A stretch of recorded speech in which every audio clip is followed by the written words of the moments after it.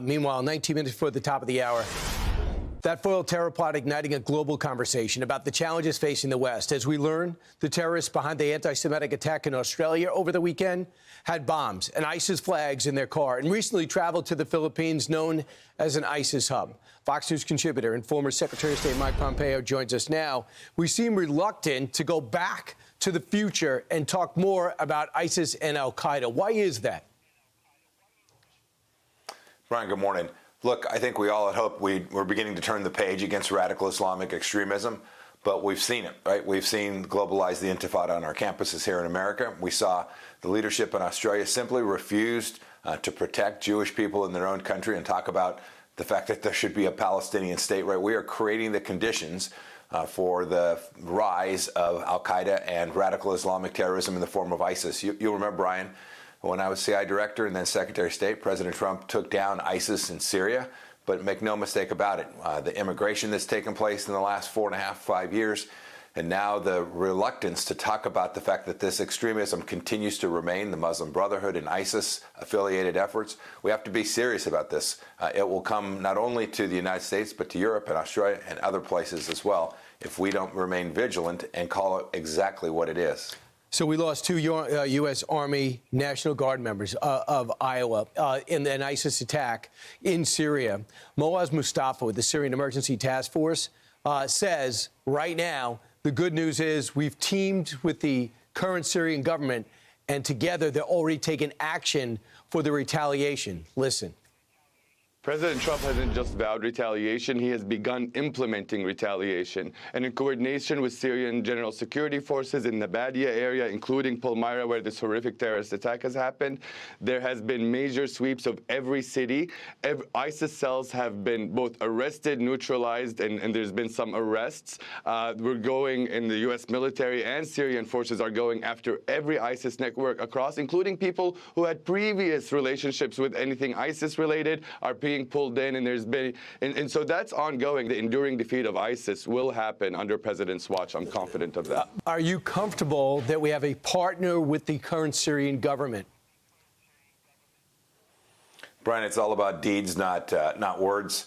We know the former Syrian leader, or the Syrian leader, was a former senior leader in al-Qaeda. We need to make sure that he is serious about stamping out extremism. He needs to be that good partner. It's not about what he says. It's not about a press conference. It's about, does he deliver the actions, the on-the-ground actions that do exactly what you described? You know, Brian, we all, there's a tendency to want to turn the page. I think you captured that perfectly. But never forget, Hamas is not going to lay down its weapons voluntarily. Hezbollah is not going to go away. The regime in Iran is hosting al-Qaeda. They are going to continue their resistance movement, their Islamic extremism resistance movement. And whether it's the leadership in Syria or the leadership in Australia, every single leader has to do the hard work.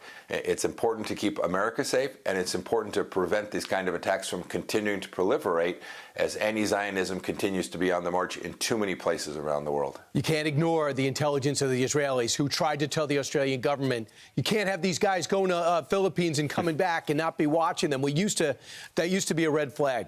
Let's talk about another trouble spot, Venezuela. As we know, it's been a problem for about the last 25 years. Previous administrations, this administration will not tolerate it. And there's been 3 more drug boat strikes over the last 48 hours. Today, Congress will get briefed, as they've been asking, again, even though there's been 13 of them, by the Secretary of War and Secretary of State Marco Rubio about the narco boat attacks, as well as the objective with Venezuela. What do you expect that conversation to be like with lawmakers behind closed doors? Yeah, Brian, I've been to so many of these all-member briefings, both as a member of Congress and then when I gave them as CI Director and Secretary of State. Look, the Democrats will probably play politics and then leak what was said.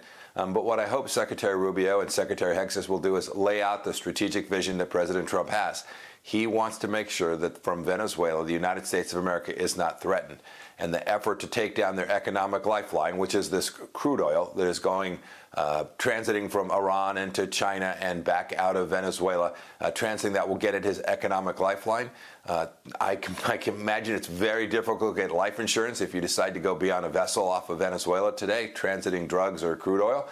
And that is a good thing. They will start to self-censor. They will start to stop this. And we have a shot at taking down a regime in Venezuela that has caused so much harm to the United States of America. And I hope that's what Secretary Rubio and Hegseth will talk about today. And of course, there's an election in Chile yesterday. Talk about taking back the region. A conservative was victorious, as well as we know we have an ally in Argentina, and maybe we can give a chance for a democratic government in Venezuela. This guy can't stand.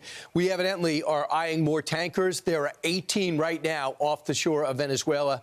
They're all, I think, being looked at by this administration. Mr. Secretary, thanks so much. Brian, great to be with you this morning. I'm Steve Doocy. I'm Brian Kilmeade. And I'm Ainsley Earhart. And click here to subscribe to the Fox News YouTube page to catch our hottest interviews and most compelling analysis.